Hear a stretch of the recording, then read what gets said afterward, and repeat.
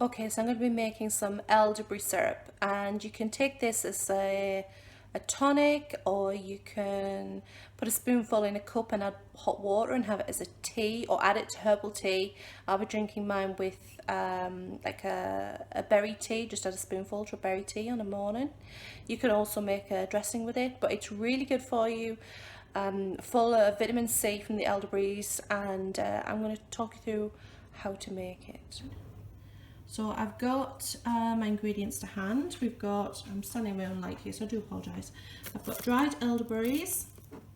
I've got whole cloves, but you can use ground cloves. I have a cinnamon stick, and this is proper cinnamon, not that, is it cassia? Cassis? No, not cassis. Cassis is cherry, blackcurrant. Whatever that one is that isn't real cinnamon. It's not that, it's proper cinnamon. But you can use ground cinnamon again. I have some honey, and my honey has gone quite set because I have a cold kitchen. And we've got lemon, and we've got fresh ginger, but you could add other things to this as well. You could add, what could you add? You could add mixed spice or different flavours to add to it if you like. You could add some orange if you like. But anyway, I'm going to prep up these ingredients and show you how to make the elderberry syrup. Okay, so I'm making a fairly small batch today. I'm using a cup of dried elderberries. We don't have fresh elderberries readily available on the island, so dried elderberries it is. And we'll be using lemon. This lemon's a little bit shriveled from being in the fruit bowl, but it'll be okay. And I've got a small stick of cinnamon, but if you don't have that, you could use a teaspoon or two of dried cinnamon. I'm going to be using a couple of teaspoons of dried cloves, and again you could use ground cloves if you can get it, although I'll probably only use 1 teaspoon of ground cloves. I've also got a nice big piece of ginger. It's quite a large piece, this. Some honey. Mine's quite set because I live in a cold place and my kitchen's quite cold, so the honey always goes set even when I buy runny honey. And we'll just need some water, and I think that's all we need. So let's get started. Okay, so I've put my dried elderberries in a nice big pan, and I'll put in the other ingredients in here except for the honey, which will be going in later on. So I'll pop in the cinnamon, and this is proper cinnamon. This is not that like fake cinnamon. It's proper cinnamon. Otherwise, use ground cinnamon, and you could use 1 or 2 teaspoons in this. I'm going to add the zest from the lemon, and then I'm going to squeeze the juice from the lemon in there too, and then chuck in the rest of the lemon as well, just to get as much goodness as possible out of this.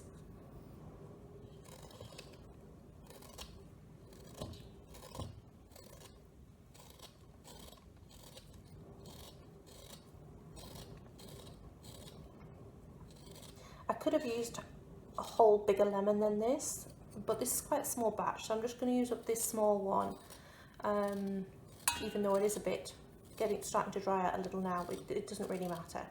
Or I could have used half a really large lemon and it would be pretty much the same, or you could just double the quantity, you know. This will use 3 cups of water, but by the time it's reduced down it won't be quite as much syrup as that, although certainly adding the honey will bulk out the volume again anyway.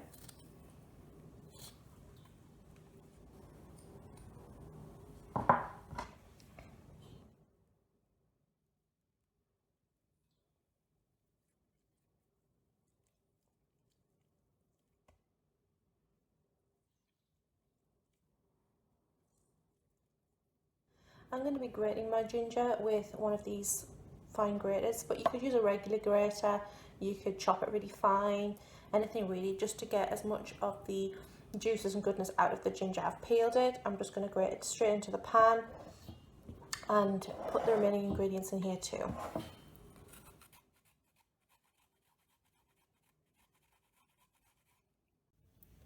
So I've added all of the ingredients for the syrup other than the water. As you can see, I've grated up the ginger and I chucked in the fibrous stuff left over in as well.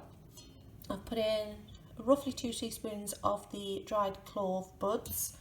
As you can see, I didn't count them, but I imagine it'll be about 20 or about a dozen, 2 dozen rather.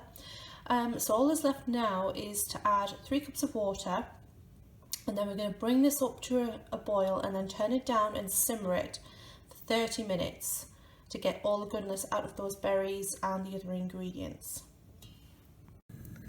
Now we haven't added any honey yet. That'll be going in once it's simmered and reduced down quite a bit, and after we've strained it too. The elderberry syrup's really good for colds and flus, as a preventative mostly. You have a lot of vitamin C in the elderberries and the lemon, obviously, and the cinnamon, the spices help as well. They have their own properties, and also give a lot of flavour to the syrup too. Now we'll be using this mostly in herbal teas.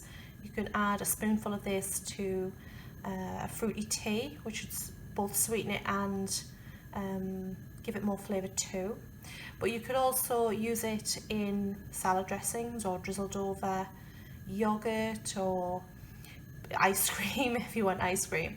Lots of different uses. It's syrup. Think of a sweet flavoured syrup and the different things you could use it for. Once those have been simmered and reduced down, we'll need to strain the syrup before we add the honey. Now you can use a sieve, and I'll be using a reusable coffee filter simply because I have it. But you could use a regular coffee filter or a piece of muslin. You don't really need to. You could just use a sieve. If you're using cinnamon sticks and whole cloves, you don't really need a fine mesh strainer.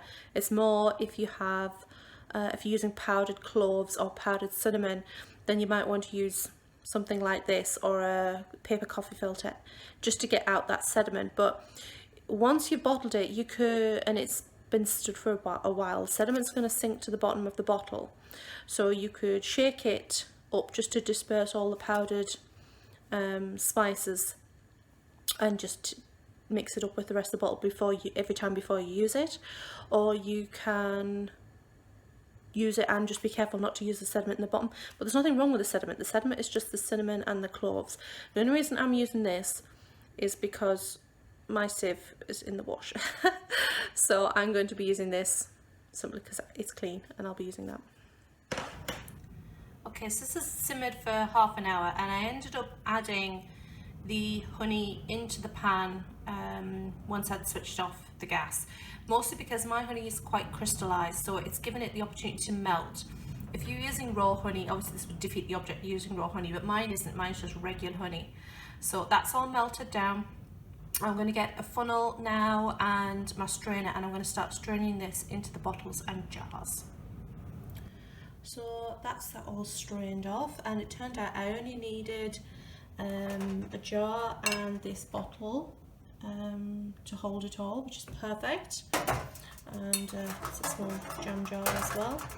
I had done a large bottle to sterilise, but ended up not needing it, which is great. So I will now label these up and pop them in the fridge, and now make sure me and my husband take a dessert spoon or a tablespoon of this each day, and for children a teaspoon, but I wouldn't recommend for children under a year old because of the honey and the risk of botulism. So we don't do that.